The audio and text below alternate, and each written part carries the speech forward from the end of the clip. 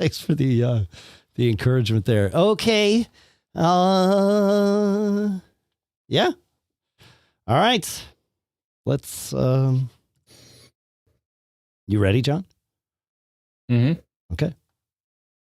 The Mac Observer's Mac Geek Gab, episode 849 for Monday, December 21st, 2020.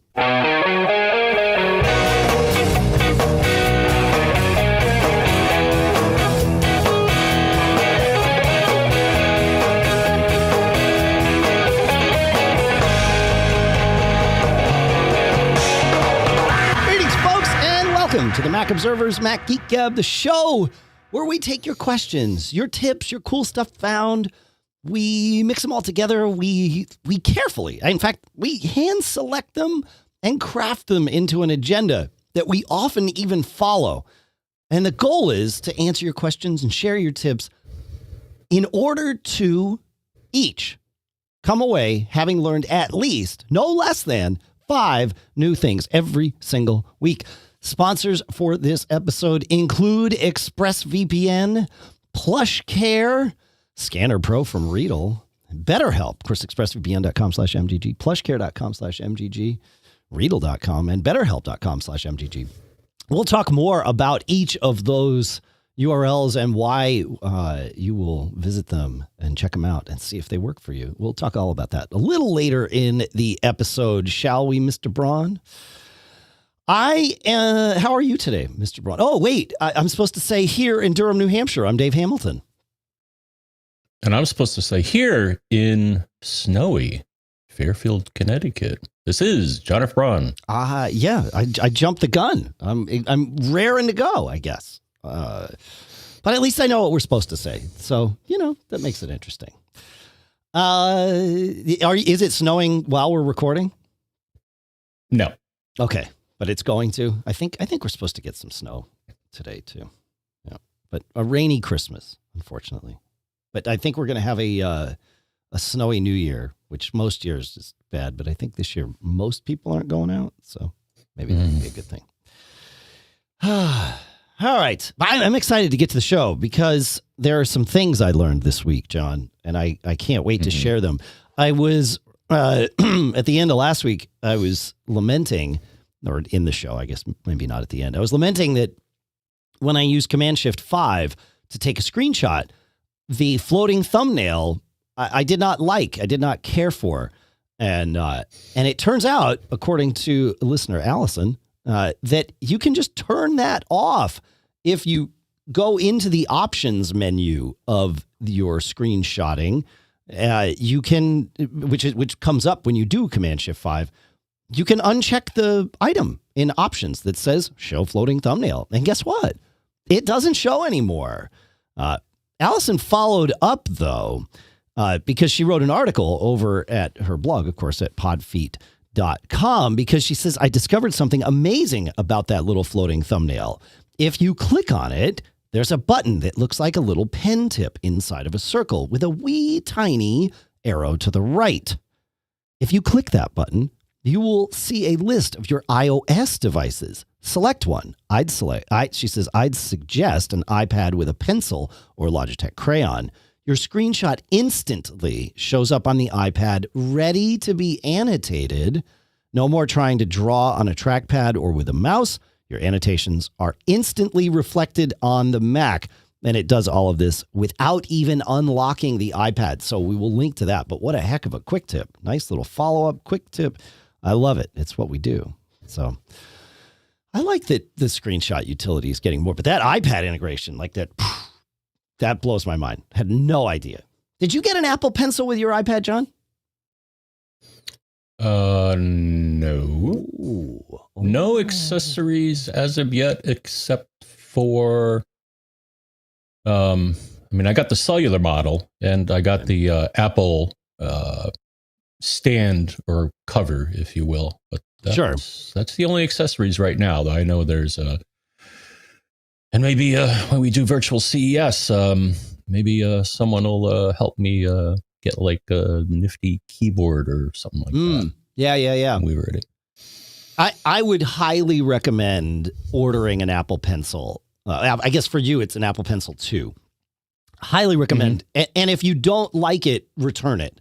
But it is well worth experiencing the iPad with a pencil. I am not someone, I have a pencil for mine. I wound up giving it to my wife for her iPad mini that supports the Apple Pencil 1, because that's what my original 11-inch Pro supports. But man, it, like, my wife and both of my kids, I am the only one in my house that does not make like regular use of their Apple Pencils.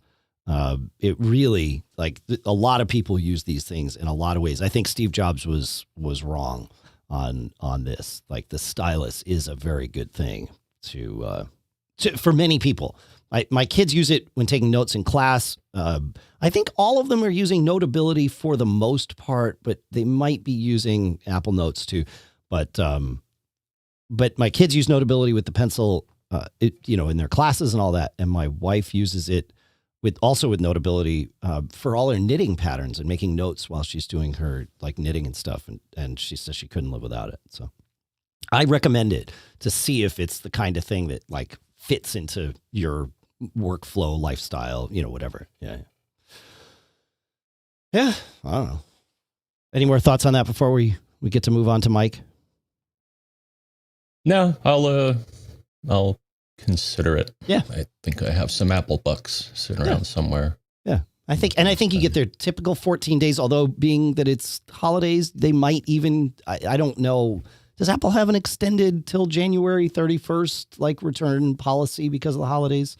Somebody in the chat room will tell me, please, at live.macgeekgab.com. Thank you for everybody that comes and joins us and helps make the show much, much better, in fact. So, yeah, you all rock. All right. Mike says, I was sitting at my computer paying bills, listening to old Mac Geek Gab episodes playing on my Sonos from my iTunes library running on my Mojave system, trying to get caught up.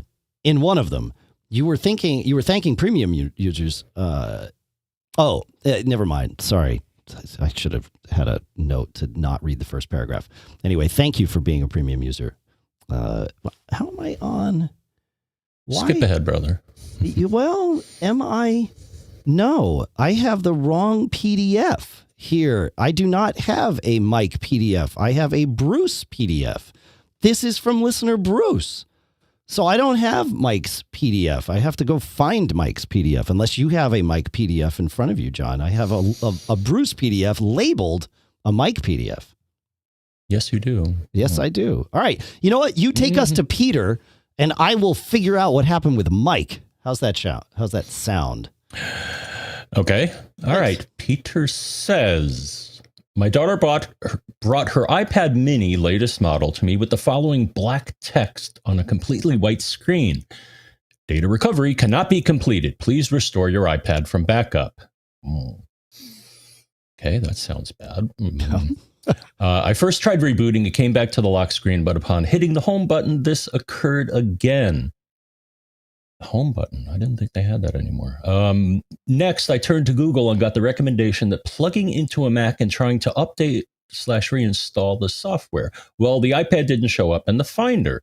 I'm running Big Sur. More Googling didn't help me troubleshoot this. So I called Apple, and after they suggested the same things I already did, suggested that I put the iPad into recovery mode. Here's the info on that. And there's an article we will link to that tells you how to put it into this, at least to me, and I think you, Dave, unknown recovery mode for an iOS device. So for this model, it was powering down and then simultaneously holding the home button and sleep wake button until the screen said recover with a URL for this. Going through this, it did connect to the Mac and I was able to wipe it and restore. We talk about the recovery mode for Macs, but the quick tip here is that iPads and iPhones also have a recovery mode. After 1 decade of owning iOS devices, I don't think I've ever needed this before, but it's good to know. Yes, good to know. Huh. Interesting. So is this different from like that DFU mode? It sure looks different than all of that. Interesting. Yeah. Huh. All right. Cool. Yeah. We have the link in the show notes. That's great, man. Yeah. Nice find. Wow. Okay. Cool. More on that. I found Mike, I think, John. So we can go to Mike. All right.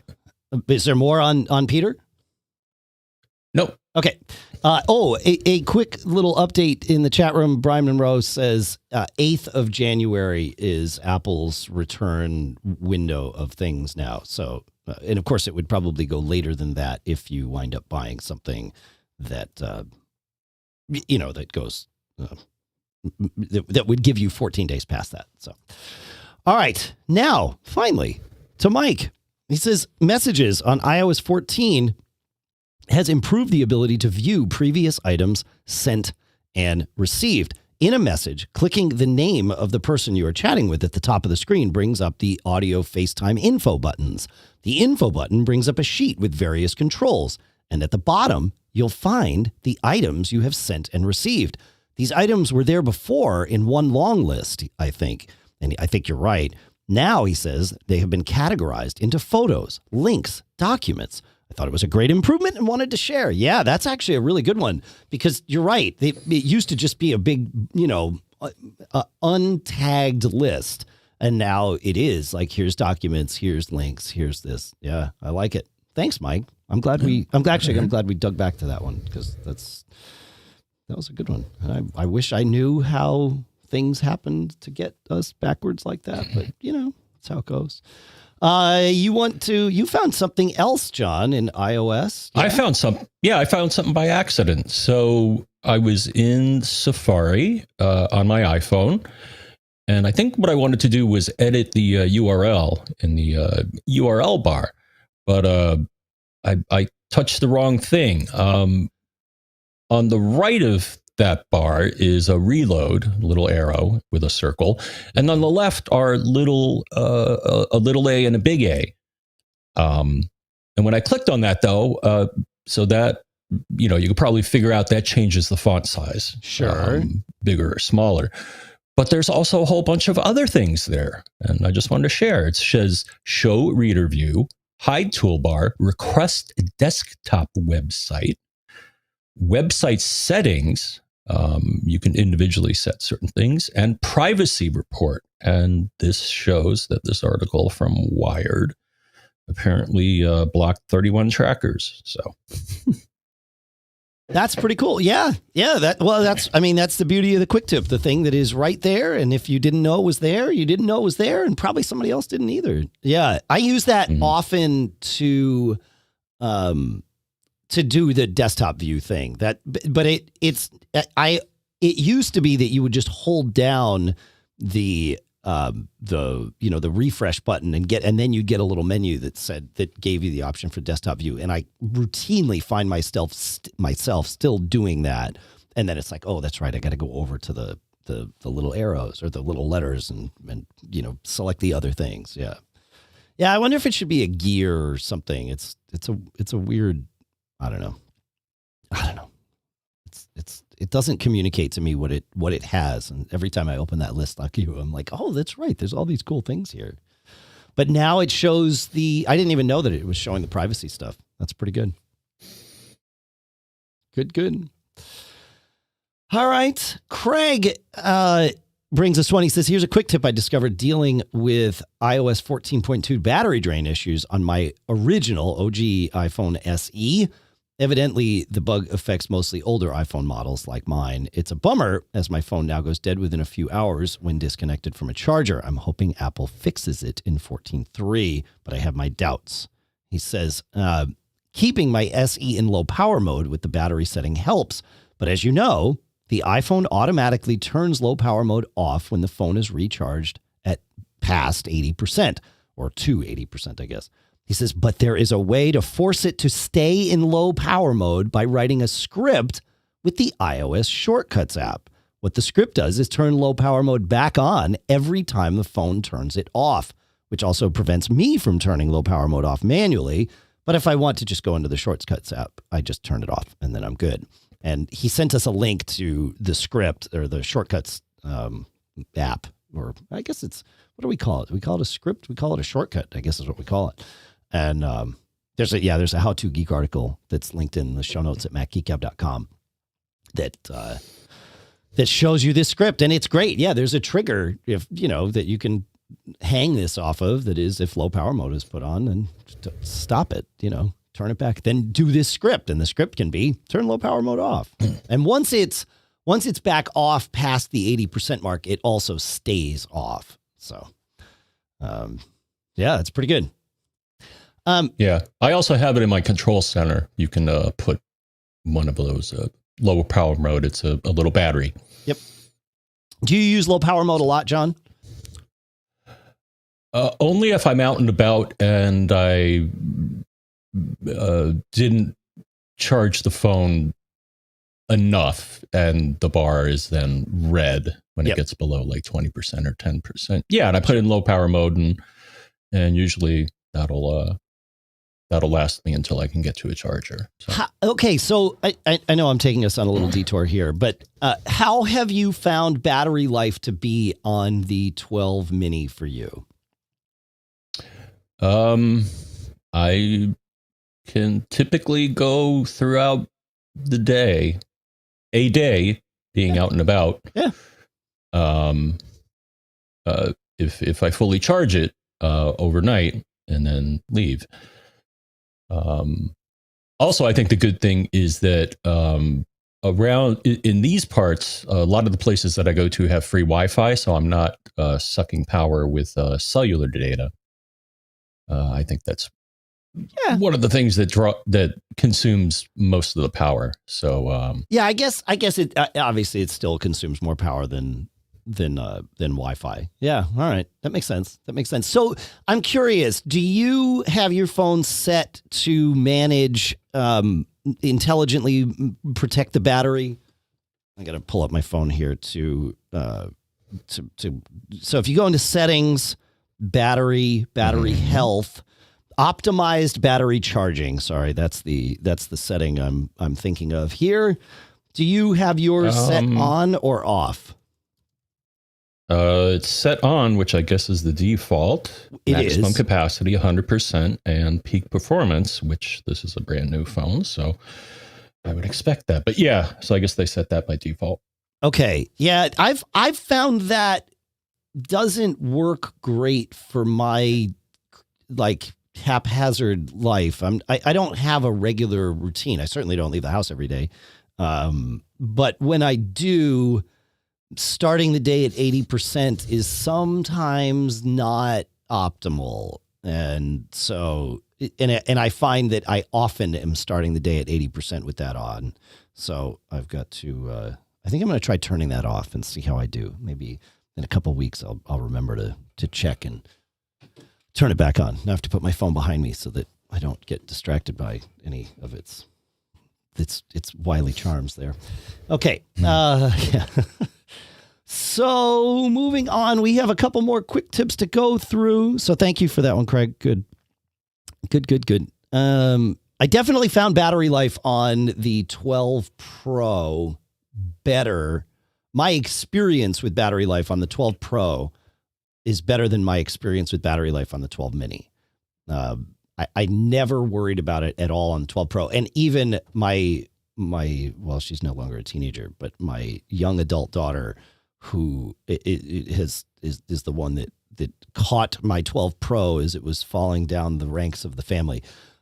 She was saying last night, she's like, this phone's amazing. She says, I've never had a phone that I didn't need to charge during the day. And it was like 10 o'clock at night or something. And she was still at like 38% battery, which is a lot for her. She would routinely charge, once or twice throughout the day.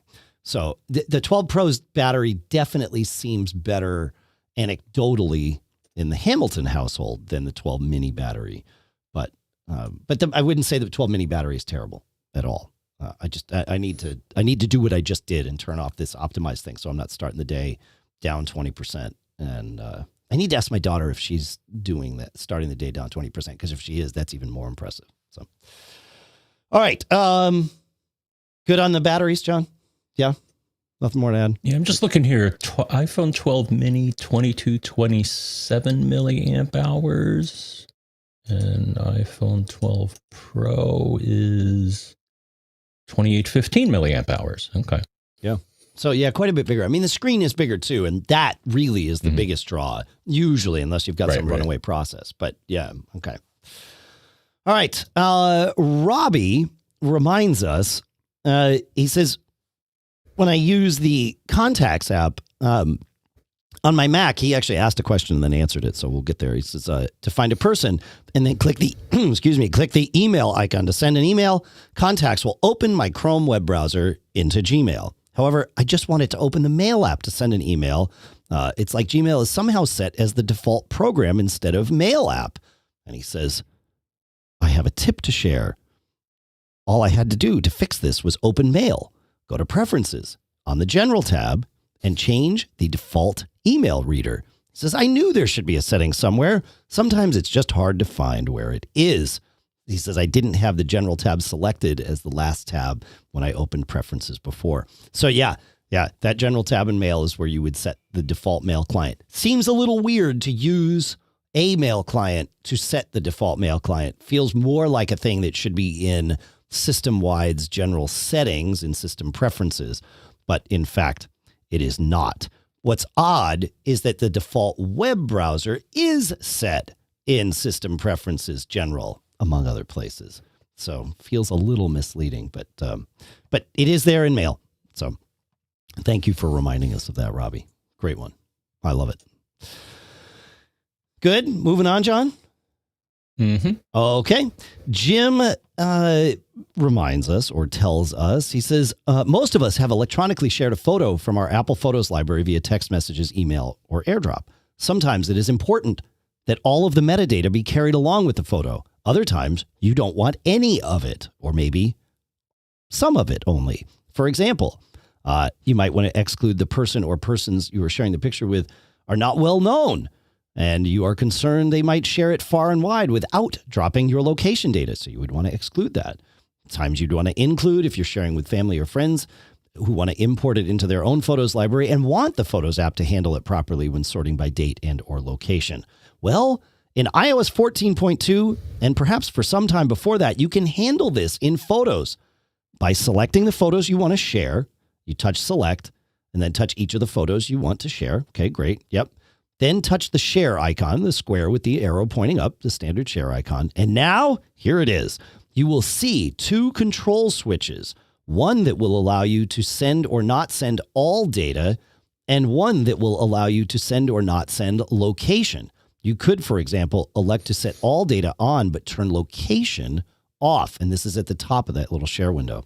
This assumes there is metadata included in your photo. If you received it from someone else or it was taken with an old camera, there may not be any metadata in the file at all. That's a great tip. I had no idea you could do that, John. So thank you, Jim. That's a good one. Yeah, right? It's pretty good. Pretty good. You want to take us to, do you have any thoughts on that, John? No. Okay. You want to take us to your... Let's check that out. Actually, you know what I want to do, John? We have two more things that are kind of sort of quick tips, but also kind of sort of stories here. So what I want to do next is talk about our two sponsors, and then I want to do those stories if, in fact, that works for you, my friend. It does.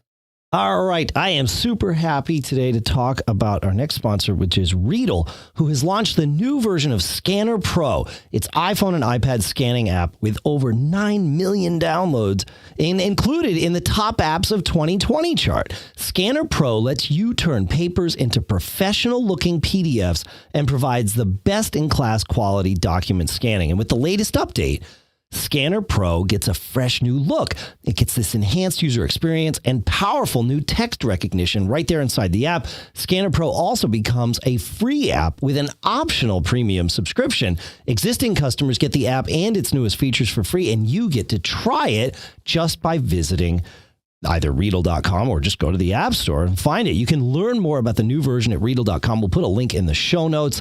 And in fact, they even at Readdle have a letter from their founder on Scanner Pro's bigger journey. We'll put that in there. Alex is a great guy. I've met him several times. You got to go check it out. And of course, right at the App Store is where you can download Scanner Pro. Go check it out. Our thanks to Readdle for sponsoring this episode. You know, sometimes it's just hard to stay happy. In fact, during the holidays, it can be even harder for many of us. And it's important to stay happy, right? That can interfere with lots of different things, your goals, your daily life. And this is why our sponsor, BetterHelp, is here. They will assess your needs and match you with your own licensed professional therapist. And then you get to connect in a safe and private online environment. It's super convenient and super safe because you are doing it online. And you can start communicating in under 24 hours. This is not self-help, it's BetterHelp, and that is professional counseling.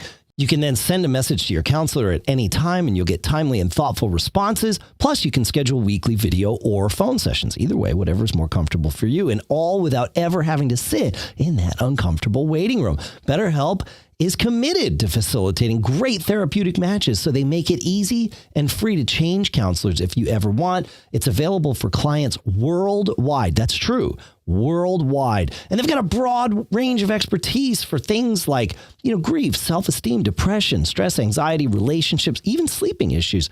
They are there, and anything you share is confidential. You've got to check it out because I want you to start living a happier life today. And as a Mac Geek Gab listener, you'll get 10% off your first month by visiting our sponsor at betterhelp.com/MGG. Join over 1 million people who have taken charge of their mental health. Again, that's BetterHelp, HELP.com/MGG. Our thanks to BetterHelp for sponsoring this episode. All right, John. All right, Dave. Here's something weird that happened, and I just thought I would share with people. I think there's some tips buried in here. Okay, so that's always good. Always save your receipts. When you purchase something through your Apple ID, you'll get a receipt telling you what it is. And for me, it's mostly Apple gift cards and stuff like that. Yeah.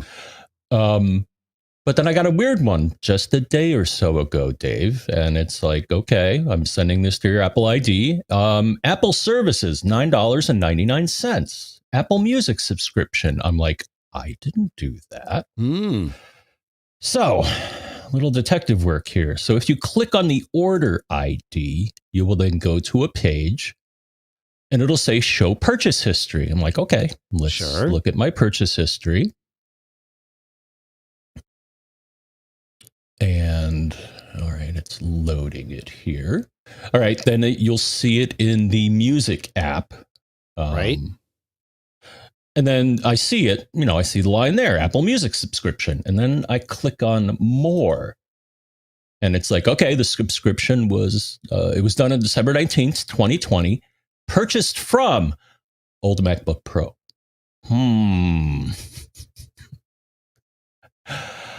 So I think I know what happened here. I do too. Whoa. Yeah. I don't think, so I traded in my old MacBook Pro, which I obviously renamed to old MacBook Pro before I wiped it. I don't know that you wiped what happened it. No, I think I know what I did not do. I did not deauthorize it. But if you had wiped it, would that not have that you're right that doesn't deauthorize it, but it also doesn't, like, you're not logged in. There's nothing, if you wipe the machine, there's nothing logged into your Apple ID. So I guess it's some bug somewhere. The thing is, I followed the instructions. They ship you a trade-in kit, and I followed the instructions to the letter. So what you can do in that case, though, right? So I'm guessing that's what happened, is that somebody is using my old machine. I thought they'd just rip it apart and take all the metals and stuff out, but I guess somebody's now the happy owner of a MacBook Pro 2012. Wow. Here's where you can go. Reportaproblem.apple.com. So you go there. I guess you got to log in if you're not logged into your Apple ID. And then they're like, okay, explain your problem and we'll see what we can do about it. So I basically reported the issue, just like I described to you, saying this is reporting a purchase with the machine that I traded in. Right. So I think they're going to Well, hopefully they're like in a couple of days, we'll tell you what we did. And I'm going to say reverse the charge and deauthorize the computer. Now, the other thing. So, and you definitely reformatted this machine, right? Oh yeah, totally. I logged it out. Again, I did all the stuff that they, recommended. I understand, but like specifically, what if you like turned on that machine before you put it in the box, like, or after you put it in the box, what would have happened? Was it just like completely blank, flashing question mark? What? No, it comes up and says, welcome to Mac. So you get it out of the box. You reinstalled. You went into recovery mode, wiped the thing, and then reinstalled whatever Catalina or something or like that. Okay, all right. So yeah, that should have done that. Interesting. Wow.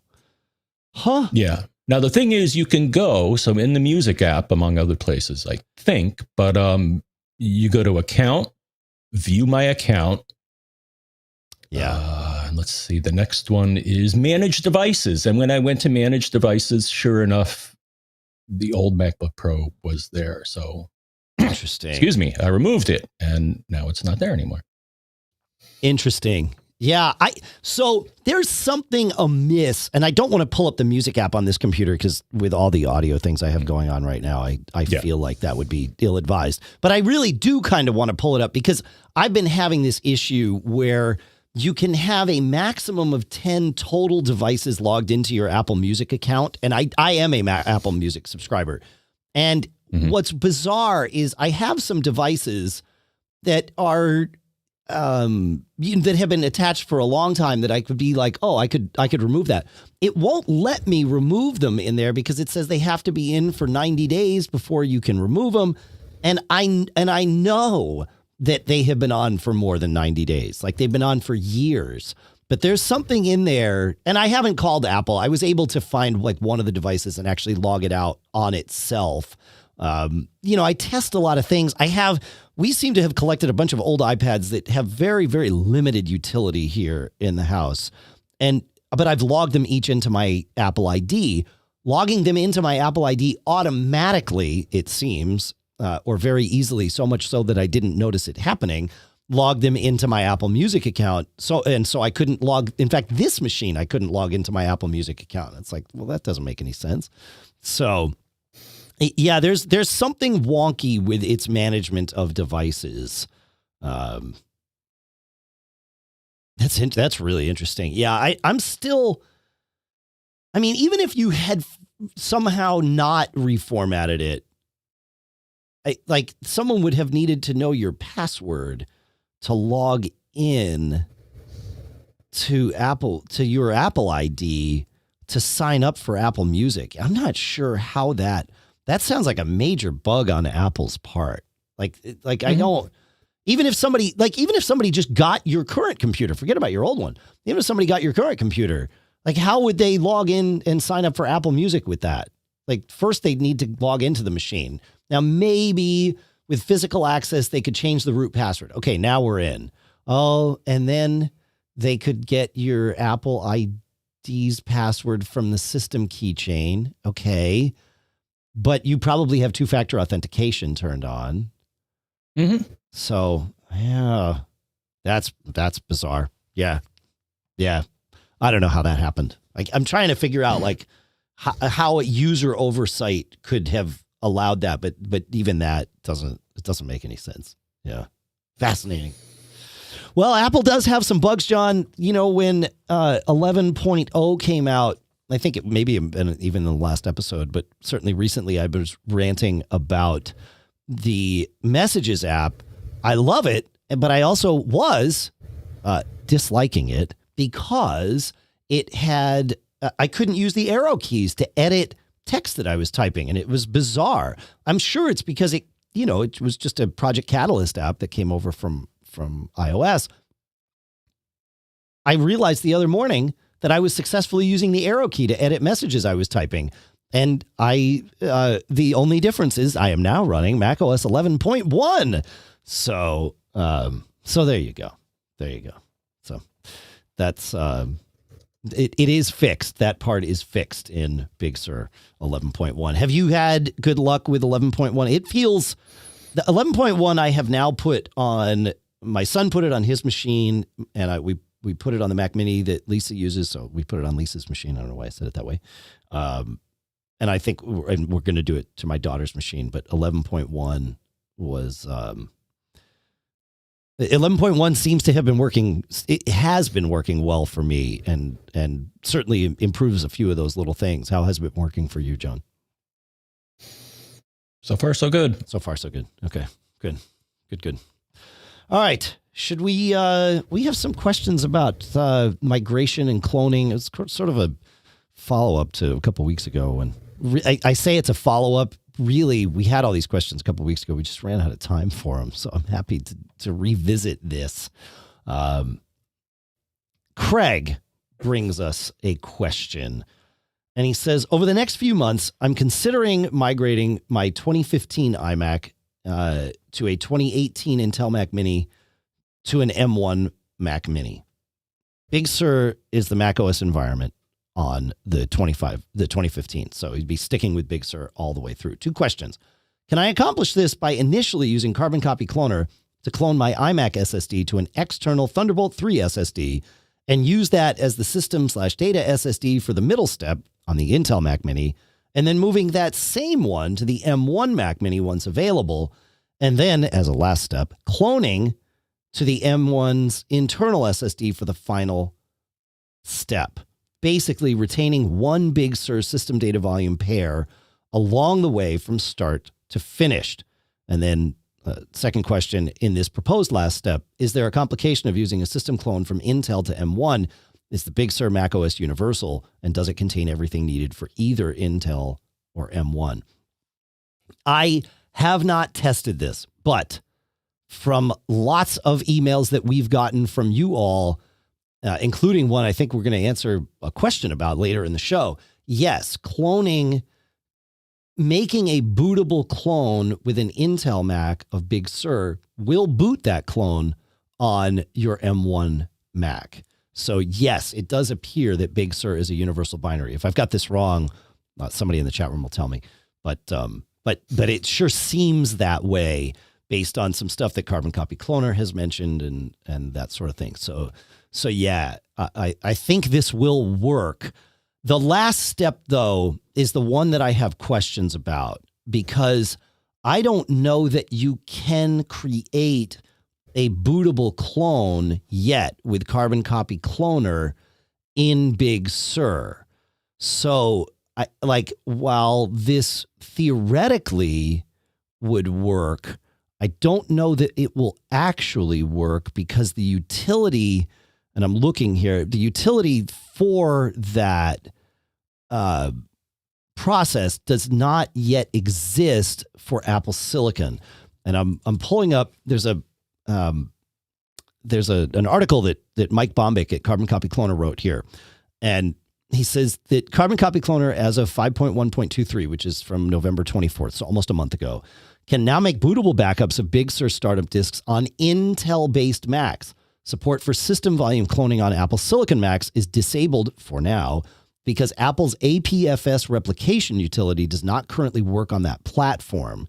When Apple fixes that, there'll be an update to CCC that restores this on Apple Silicon Macs. So you can make a clone from an Intel Mac that will boot an M1 Mac, but you cannot make a bootable clone on an M1 Mac. So this final step of your process here, Craig, cannot currently work. But you're talking about doing this in a few months. Can we presume that Apple will release an Apple Silicon build of this replication utility? We can hope. I think they probably will, but at the moment it doesn't exist as far as we know. So just bear that in mind. If you get, but I think your idea is sound. I understand. I'm guessing here, and if this is the wrong scenario, it's fine. But for instance, I'm guessing that he needs to sell his 2015 iMac to free up the funds to buy the M1 Mac Mini. So it's okay. Clone the 2015 iMac, use that clone on 2018 Mac Mini in the interim. Then when the new Mac Mini shows up, same volume, and over we go. If by the time that one comes around, that M1 Mini comes around, and this utility still does not get you there, I would just use Migration Assistant on the M1 Mini to slurp everything over from this clone that you've been sort of, hopping from machine to machine. And that way it sort of saves you some headache, keeps you on an external drive, which makes Migration Assistant even faster and a little simpler. So that's sort of the plan that I would stick with. And if there's a way to do it with Carbon Copy Cloner that feels simpler for you, then sure, go ahead and do that. But you've got a path either way. So that's my thought. That was a lot of balls to juggle in the air all at once while I was thinking about it. Yeah, you did good. Thanks. Thanks. And inadvertently, I merged Bob's question from later in the show right in here. So we've got them all. So everything is good. We, there you go. Good. You want to take us to Andrew, or do you have any thoughts on that one? No, Migration Assistant. Is my pal. Same. Yeah, same. All right. They're not totally, because I was, one of the questions that's coming up, I thought that Migration Assistant would have a level of granularity to let you migrate only certain types of data, but it looks like the current version does not. Right. It's all or nothing. Oh, is that right? Oh, interesting. Okay. In your home folder, I think. Yeah. Huh. It's a question regarding music, which we'll get to in a moment. Okay. But I digress. So you want to do it now? I mean, is this the time? We can do it. Okay. No, I'm on a roll with this all right, go. Roll. This segment here. So all right, so Andrew asks, I'm trying to find a link somewhere that would allow me to download macOS Catalina 10.15 installation. I'm trying to upgrade my computer, but I'm not ready to go straight to Big Sur, longtime listener. And I hate when they do this, Dave, because, if you go in the macOS App Store and you search for Catalina, nothing appears. Right. Fortunately, the good folks at DiskMaker 10, which allows you to make bootable installers, have a page that points to what I'll call the hard link in the App Store for these.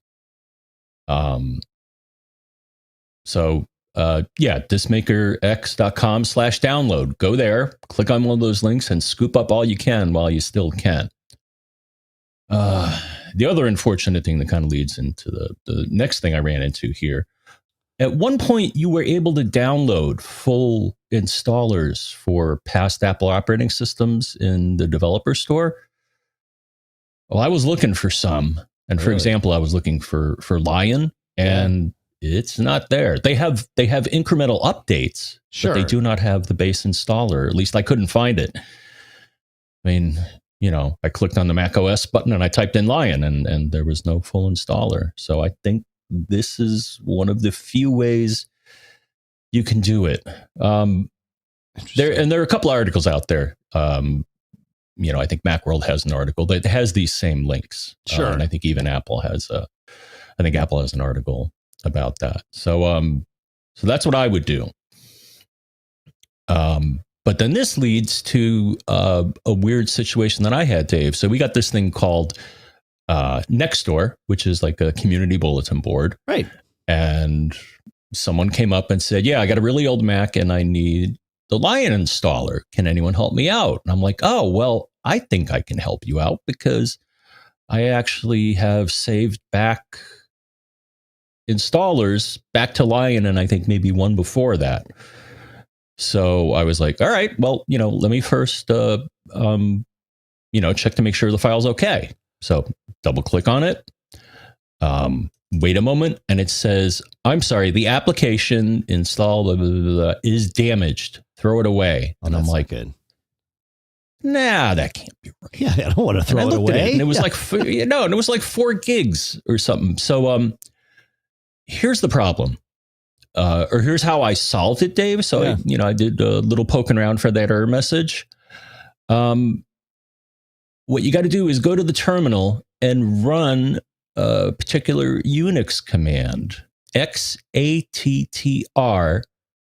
space -RC / and then whatever the application is. So some flags in that file had gotten corrupted. Once I did that, I got a different message saying you're on an operating system that's too new to run this installer. But sure. But at least it recognized there was a valid application after I applied this Unix command. Huh. That's interesting. That's a good one to remember. Because I've seen that before and just thought, oh, it's damaged. I got to go find another copy and download it. And maybe I've gone through too much work. So, interesting. Yeah. So display and manipulate extended attributes is what that command does. Yeah. I wonder, And what does RC do in that command? If a file argument is a directory, so it recurses the directory. Okay, so it affects everything in the directory. And option C, I don't see in the -C. Where is it? It's like listed in the docs, but not listed in the docs. Mm-hmm. What does -C do? What you gotta give me. Don't like it. Maybe. Oh, no, here it is. Yeah? Clear. Causes all attributes. It's in the description. Yeah, okay. It's kind of hidden there. Thanks. Okay. I like it. Nice. Fine. So -C. That's a handy command, man, because we've run into other problems over the years where we've had like extended attributes causing issues. So that C thing, to clear them, that might be the trick to solving a lot of problems. The things I learn while doing this show. I love it. I love it. Okay, good. Nice. That might be a fix for a lot of things. Yeah. Yeah, I store them on my disk station like I think you do. And I am often happy to share a direct link to have somebody download that from my disk station. I know I'm not supposed to, but when it's a neighbor in need, it's like, help them out. So... Yeah. All right. I mean, if Apple won't make them available, come on, guys. Yeah, right. Exactly. Yeah, we just help each other out. That's what we do on this show. So, All right. Andrew brings up an interesting question here, John. It might be, I don't know if it's the same Andrew or a different Andrew. There's lots of Andrews that listen to the show. About when nuking and paving, he says, it seems like forever and yet not when I could erase a partition drive on macOS and then restore it from an image I made using disk utility. Now, with new APFS file system, everything is different from just having 2 containers to 3, and now the com.apple container that we talked about recently. My questions, which container do I erase if I want to reinstall my computer from scratch? Which one should be avoided at all costs? Which ones are created on the fly while paving after nuking the machine? And which one do I erase to nuke and pave? I know this must seem elementary. No, not at all, sir. There is no bad question here unless it's exactly the same question that was asked in the previous question. Even that's not bad because you didn't know what we were going to do with the agenda. How could you possibly have? This thing is time shifted. I guess the only bad question is when you go to read Mike and instead you're reading Bruce. That's the bad question, and that's on me. So this is where things get interesting. And I've had to do this a few times. In fact, my son's laptop is off getting fixed for its keyboard again. So we nuked and paved to my old Air, and then we wiped his machine clean because we know that when it comes back, we're going to just wipe it clean and clone back to it. So you go into disk utility, and I would do this if you're nuking and paving. I would do this in recovery mode. Really, step 0 of any of these things is make sure you have enough backups such that whatever you're doing will not, cause you great amounts of grief if, in fact, it all goes awry. So that being said, fire up disk utility in recovery mode. And all you need to do now is highlight your volume. So, on my machine, I name all my drives after songs that Miles Davis penned. Half Nelson is the name of my drive. I'm going to need to come up with a new system because I'm starting to run out, but it's okay. I've got some ideas, folks. We're workshopping them here, at TMO Towers East. By the time pandemic is over, we will have a new plan and everything will be okay. But on this one, Half Nelson, highlight it, click the little minus thing in the menu bar, because that's how you. Well, there's a plus and you can add a volume there, but hit the minus thing. And it will come up and say, hey, Half Nelson is part of a volume group. Do you want to delete just this volume, or do you want to delete the group? And when you're nuking and paving, unless you are doing something, perhaps out of the ordinary, you definitely want to delete the entire group. It is not the default option. The default option is to just delete the volume. So as it is currently, the default option is on the right side of this dialog box. The one that you want is on the left, bottom left corner, as memory serves from the other night when Lucas and I were doing this. But yeah, they make it relatively easy. As far as what to avoid at all costs, really what I would avoid is, well, any other volumes that are on your disk. So know what your boot volume is called, highlight it, and choose to delete that, and then let it choose the volume group, the contents of the volume group to remove at that point. Once it does that, this will happen very, very quickly. Hit the plus sign, add a new volume, because you need somewhere to target your installation. Add a new volume, name it whatever you want. If you are someone that likes to call your hard drive Macintosh HD, well, then by all means, name this new one Macintosh HD. They're not going to do it for you. So it will otherwise be untitled. And I suppose that's just as good as Macintosh HD, maybe. I don't know. But Warren reminds us in the chat room, though, do not do this on the new M1 machines. Warren is correct. At least Warren was correct. With 11.0.x on the M1 machines, there is a problem where you almost certainly will find yourself either bricking your brand new M1 Mac or at the very least causing yourself a great deal of pain to unbrick it. I'm hopeful that that is fixed with 11.1, but I have not tested it with 11.1 because I quite like my M1 Mac and I don't want to brick it. So especially not when, repair centers are going to be on holiday schedules over the next few weeks. So I don't know if 11.1 fixes this, and it doesn't seem that any of us in the chat room here know either, because none of us want to test it for all the same reasons. So yeah, be careful of this on an M1 Mac. And this is why on my M1 Mac, I actually have 2 boot volumes, John, because I wanted to do Migration Assistant. And instead of wiping and adding a new volume, I skipped the wipe step and I just added a new volume and installed Catalina. Installed Big Sur on that volume and then took Migration Assistant over from it. So I still have another boot volume on that drive. And every time I boot up, it says, this is encrypted. Do you want to mount it? And I say, no, I'm good. Thanks. And I just leave it there. So someday I will wipe it. And I feel like maybe now I could wipe it because I already have another boot volume there. But again, I quite like this little Mac that I've been using and I don't want to stop using it. So there you go. Hopefully that helps, Andrew. And thanks in the chat room to Warren for reminding us about the warning of M1 Macs. You want to take us to Jeffrey, John? Yes. Jeffrey says, I recently purchased a new iMac and did a clean install and then moved or tried to move all my data to the new machine. And so far, everything is mostly good, but I did not try to move my music, movies, and other media of that type.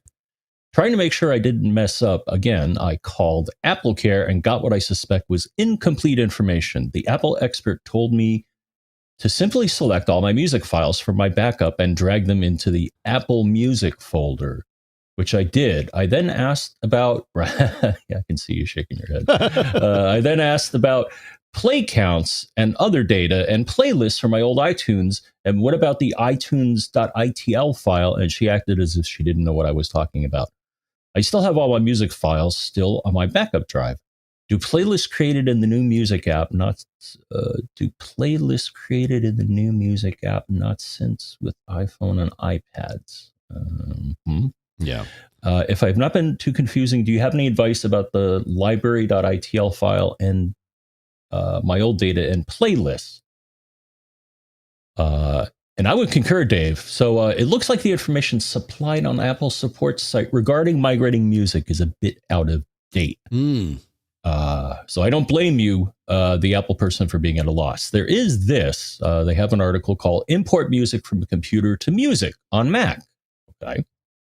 But this looks to be relevant for new installations of music, since it keeps mentioning the music folder.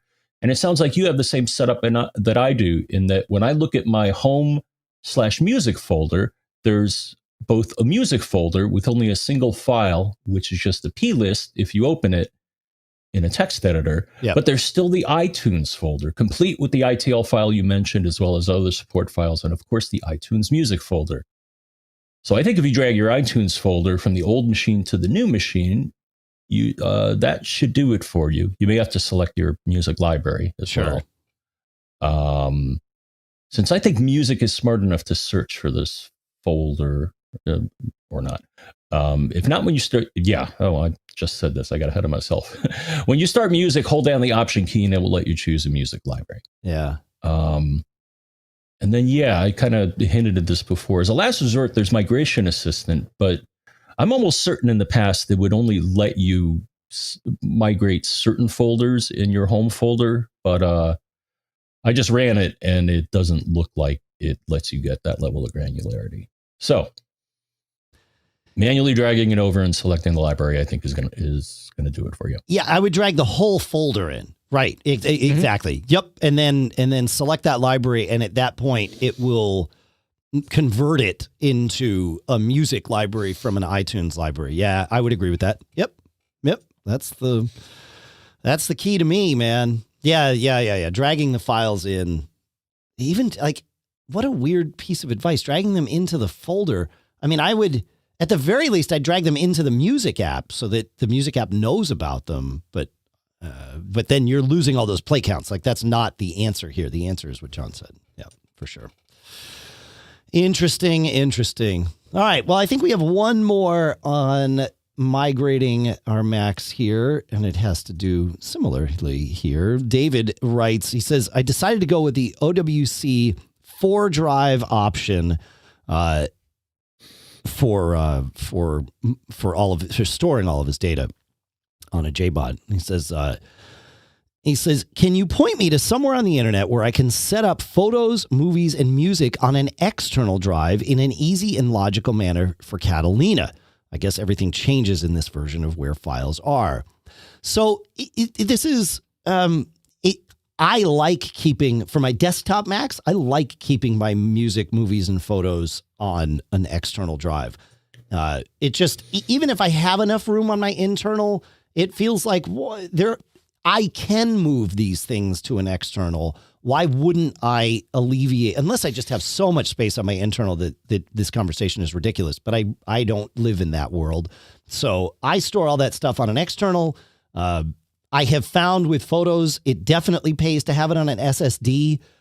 With music, I think I still have my music on a really old spindle drive, which is stupid because I literally have stacks of SSDs that I should be using for this. So maybe this week, if things actually calm down in the work world for me, I will do that migration that I've been planning on doing. But always external, because why not? Leave the space on the internal drive for the things that you cannot move off the internal drive, or at least can't move without causing trouble.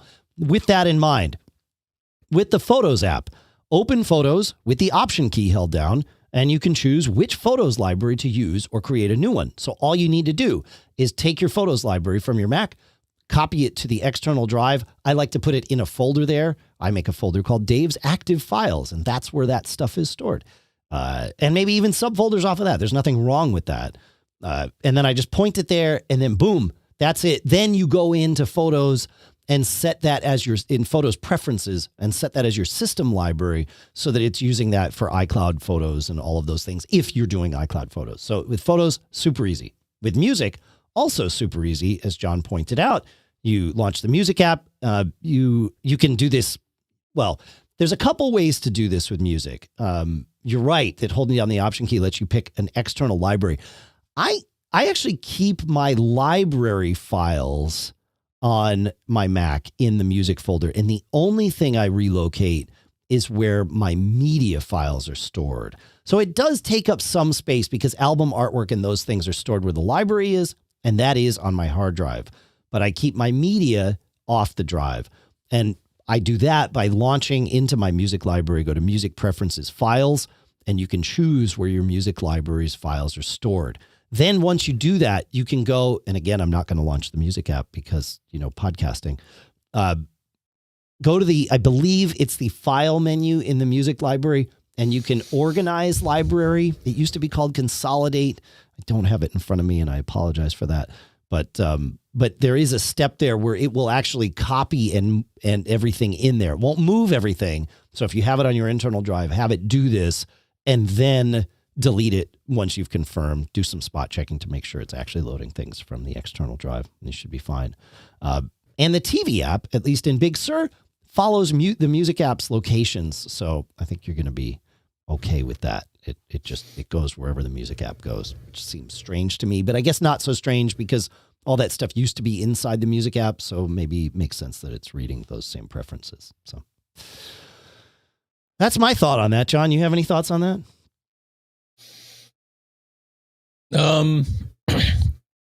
Yeah. Where do I keep my music? Yeah, I do keep my music on an external, on my NAS. Oh, interesting. Do you keep the whole library on your NAS, or do you do what I do where the library's on your Mac and just the actual files are on your NAS? I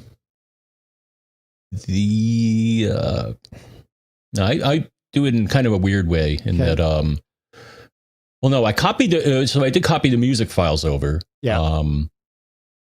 But then, and then what I do is I publish it as a DLNA source using Synology's audio station, I think it is. Okay. And then I connect from whatever device I want to, and it sees that, source, and then I play the songs that way. So I do it in kind of a non-traditional way. I have been sort of not fighting, but managing that same type of scenario for years. I have my music library on my Mac, and when I'm playing it on my Mac, I play it in the music app. And I use iCloud Music, so when I want to play my music library on my phone now, it's just all synced and all that because we have Apple Music and iCloud Music Library. For our Sonos, for years, I managed my library by connecting it kind of like what you're talking about, but actually Sonos would connect to an SMB share. And so I had that on my disk station so that it was always there. And I still have that, but it's a little wonky. And just recently, I realized I've been doing it wrong for all these years. Well, Sonos will connect to Apple Music, so I can do it that way. That's also a little wonky, although way better. But because it's loading it from the cloud instead of just loading my music locally. And if I want to load music local, if I want to play albums that I own, why would I need to stream them from the cloud? So I thought, wait a minute, I have all of my music. I have my Plex server pointed at my music library on my disk station because it's all just one library. I don't have to have copies of it. So I do have Synology's audio station pointed at it, but I also have my Plex server pointed at it. And all I do is play my music from within. Synology is linked to Plex. So Synology doesn't need to manage the music library. It doesn't need to index the music library once a day, which is this, it's fine, but if I add something to the music library right now, I can't go play it on my Synology. I have to wait until my 6 p.m. update of the music library and all of that crazy stuff. So I just, if I want to play music from my library, I do it Sonos, Plex, and go. And a lot of devices support Plex. So, this may be, and Plex, of course, for this kind of stuff is free. You don't need a Plex pass for this. So you can use the free Plex for it. So that's what I do now. I live far more inside Plex than I have it over the years. I mean, I've always used Plex for my movies, but now I'm using it for music a lot. And I think I mentioned it in a recent show, but Plex Amp on the iPhone works great with CarPlay, and it's so nice. It's a much better CarPlay interface than Apple's music app. Even it really works well. So, and you get a lot more control over things. So, anyway, that's my little tip now. we have some time for some more questions and things like that, John. But the next thing that I want to do is talk about a couple more sponsors, if that's okay with you. Please. All right. Look, how did you choose your ISP? If you're like me, the sad part is you have basically no choice because ISPs are almost monopolies in the regions they serve. And then they can use that power to take advantage of us, right? With data caps and streaming throttles. We've talked about this. The list goes on. But worst of all, many ISPs will log your internet activity and then sell that data to other big tech companies or advertisers. And so to prevent your ISP, or for me to prevent my ISP from seeing my daily internet activity, I protect all of my devices with ExpressVPN. So what is ExpressVPN? It's super simple. It's an app that you put on your Mac, your iPhone, your iPad.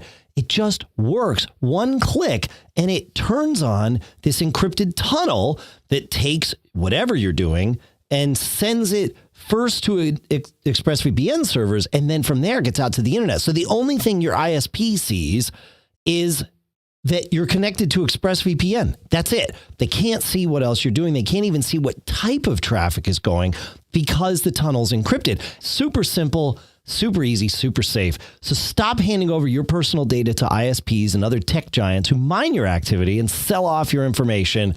Protect yourself with the VPN that we both use here and trust to keep us private online.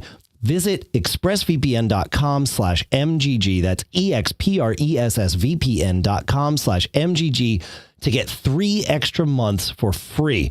Go to expressvpn.com/MGG right now to learn more. Our thanks to ExpressVPN. Next up is PlushCare. You know, I tend to get caught up in the holiday craze that I kind of don't leave time left for me sometimes. And when I need to see a doctor, it almost feels impossible, right? They have limited time. You have limited time, planning, work, plus going to a doctor's waiting room. I don't know. You know, like right now, that's not really my thing. Thanks to PlushCare, I can see a doctor right away, whether I'm home or anywhere else, because PlushCare provides virtual doctor appointments through your smartphone or computer. I can just pick a time that works for me and book an appointment online. I don't have to sit on hold forever to make an appointment, and I don't have to leave the house and sit in that waiting room. And with PlushCare, I can be diagnosed, treated, and even have a prescription sent to my pharmacy of choice if needed within minutes. PlushCare accepts all major insurance carriers and is available in all 50 states, and the doctors care. I've tried this. I've used it several times, in fact, and it's great. I just do it from my phone, or I can even do it from my computer.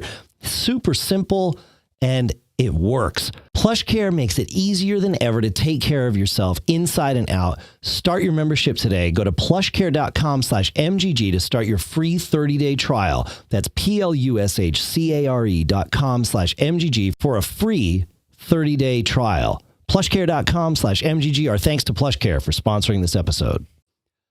All right, John, we have a question from listener John, but obviously not you. You're host John, not listener John. Okay.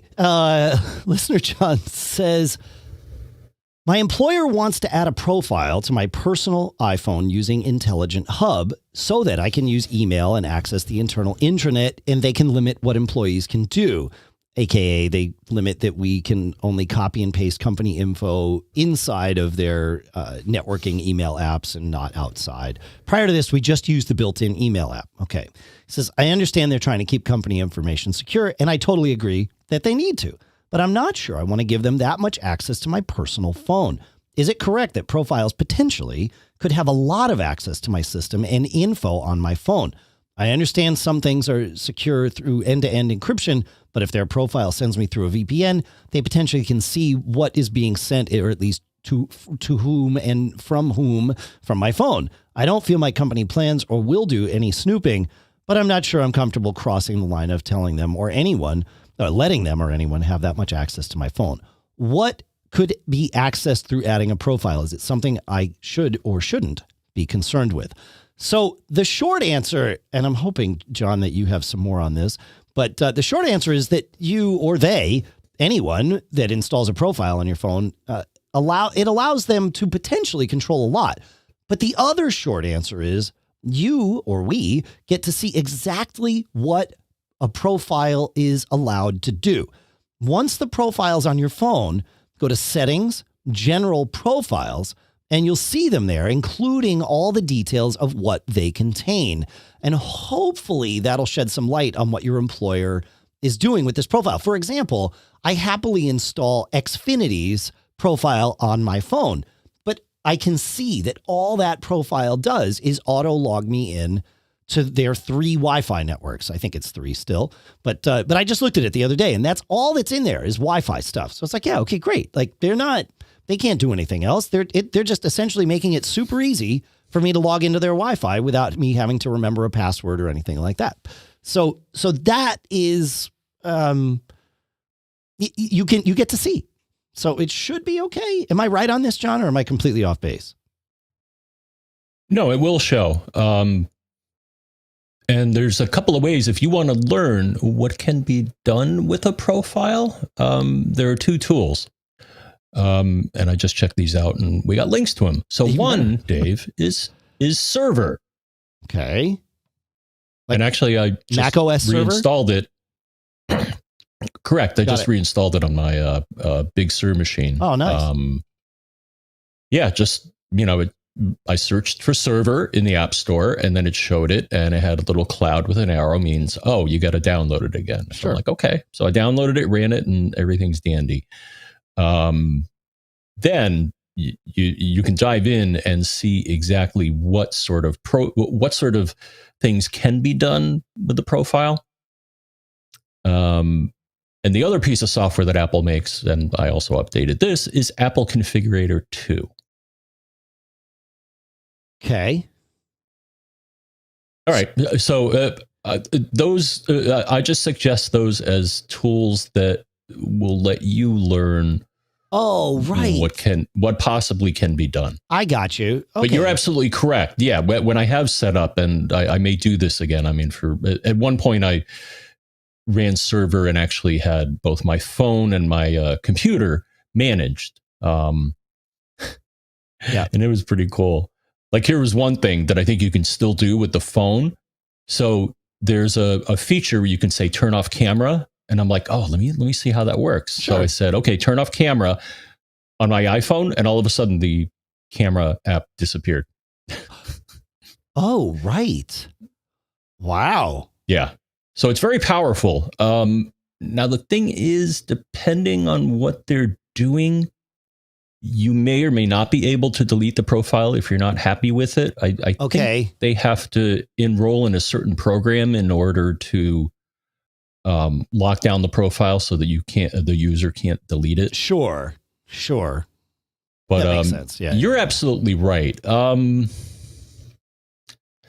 just trying to think how I feel about that from a security point of view. I mean, back when I did the corporate thing, we would actually, at one point we used Cisco VPN, and then we went to, I think, Juniper had one that you could just do through the browser and access the corporate resources, and that created a good separation. So, yeah, I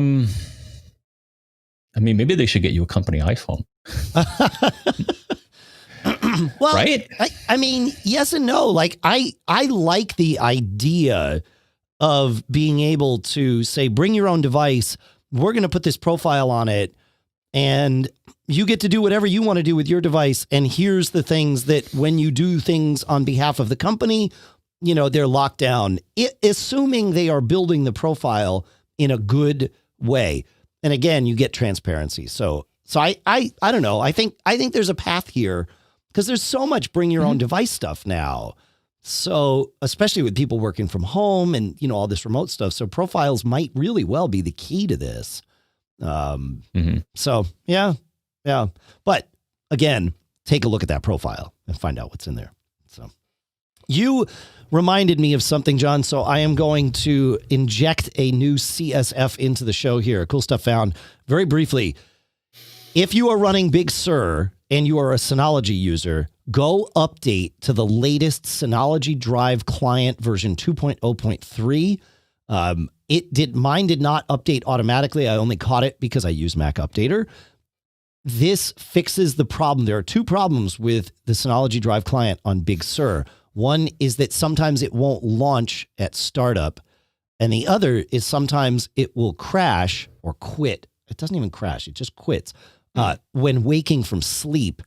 Neither of those is good if you just rely on this to keep your data in sync, especially in a corporate environment where you are syncing data with other users and relying on knowing that I have the latest version of this on my machine, just like she does and just like he does. So go get that so that you don't have to sweat this anymore. So it's version 2.0.3 of the Synology Drive client that you want to go get. Yeah. Ooh. Yeah. Okay. That's weird because I just, so we have a Geek Gab shared Synology Drive thing going on here, and I actually remapped one of my machines. I didn't have it mapped. Yeah. Because we were trying to share a file. But I'm looking at my machine, Dave, and I have version 6.0.0 on one of my machines and 6.0.1 on the other. So of the Synology Drive client? Yes. Really? If I go to the little menu bar and do a drop down and then hit the three dots and say about, I have Synology Drive Client 2.0.3-11102. And that is, I put a link in the show notes. So yeah, go get the latest Synology Drive client. You'll want that. And just an observation. Yeah. But, it's kind of weird that they. Oh, no, it's interesting. If you look in the Finder, it says 6.0.3 for this current one. So if you're looking in the Finder, 603 is, I don't know why it says 603, but that is correct for this latest one. Oh, okay. Yep. All right. So you're fine. But if you ask for the version within the app, it shows 2.0.3. Okay. So they got to fix that. Yes, agreed. Yeah. Nice catch. You want to take us to Mark, John? Yes. Let's get Mark up here. Mark. You took it as you find it. Okay, great. Perfect. All right. So I got some places he can look. So, all right. I recently bought a new MacBook, M1 MacBook Air. I will be using it mainly at home, but want to take care of the battery. Here's the thing. I don't know if it's best to keep it plugged in and just use it on my desktop, which is where I normally use it, or to unplug it and use the power from the battery. What will best keep the life of my battery at peak performance and keep it going for as long as possible? Running it plugged in or unplug it and use the battery? Because it's been a long time since I've owned a laptop. I'm not sure what the best thing to do is. Reading things online don't really give a clear answer to this question. I'll tell you a few places you can look to answer this question. So one, I'm going to tell, so my MacBook, which I got at the beginning of the year. Yep. And I think has about 400 charge cycles, is at like 87% of maximum capacity, which I think is pretty good. That's a lot of charge cycles for less than a year. Wow.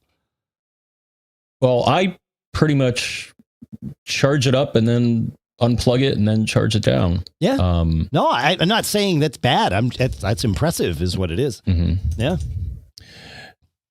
Yeah. And I found that what I did find, so there are a couple articles here that you can look at to decide what features you want to enable. So the article is about battery health management in Mac notebooks. And there are a couple of things that you can select in battery to help this here. So one is, let me bring it up here. Hold on. I think it's we're talking about system preferences, right?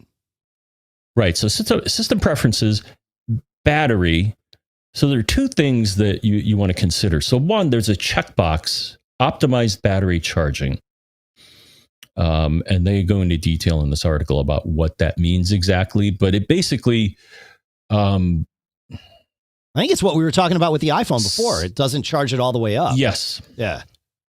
Right. It manages, it's not charging it at full blast. And the reason that's a good thing is that charging creates heat. Heat kills batteries.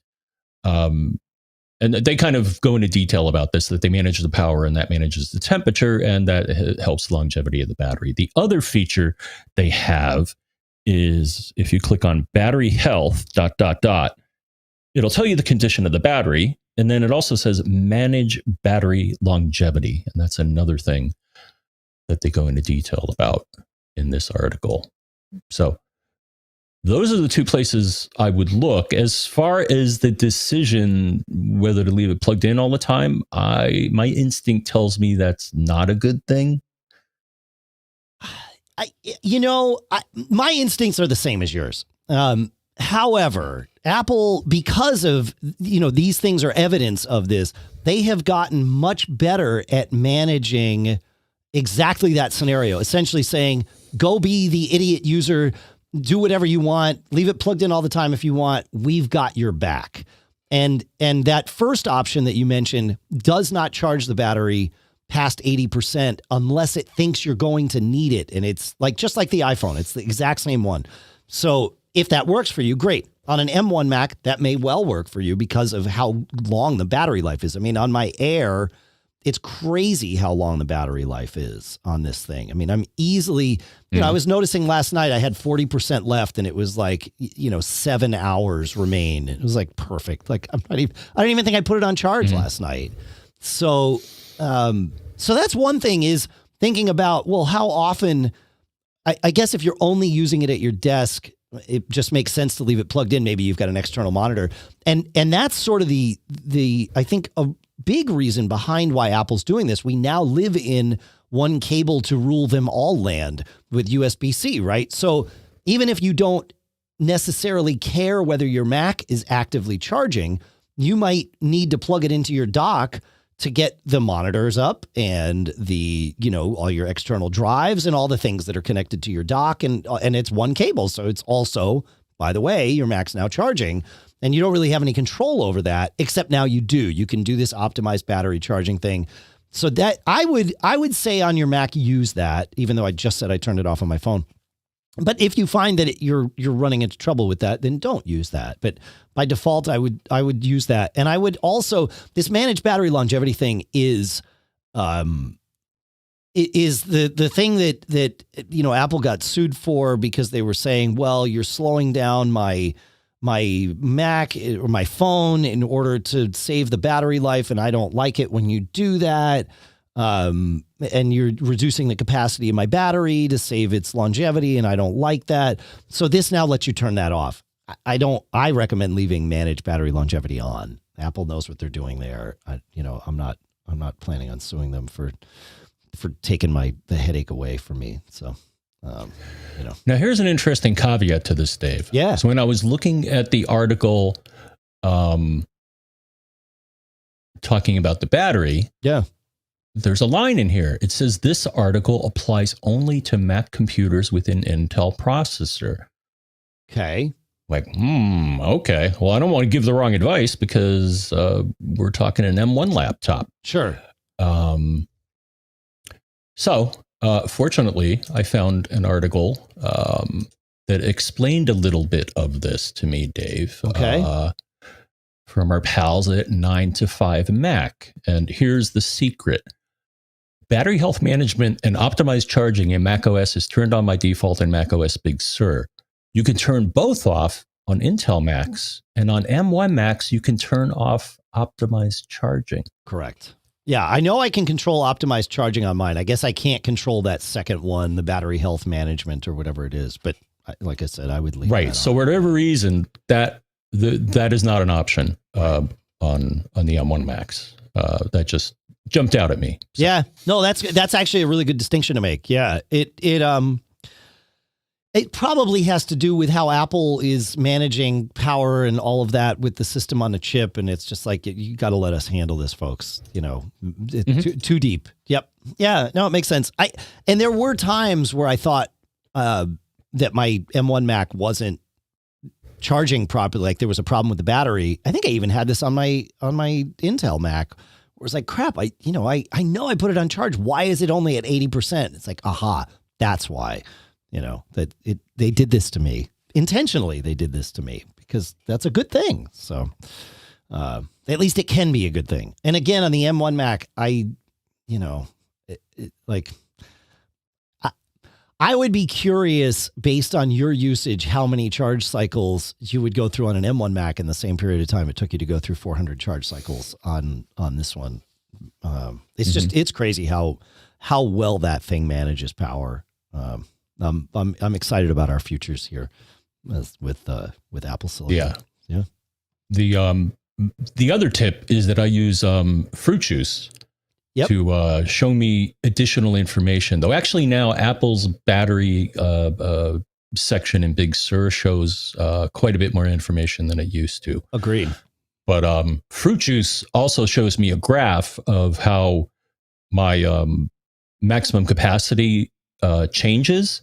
And actually, once I enabled the one of those features, which actually I had enabled in the prior OS as well. They introduced this battery health management stuff. Yeah. I actually saw the maximum capacity go up, which was cool.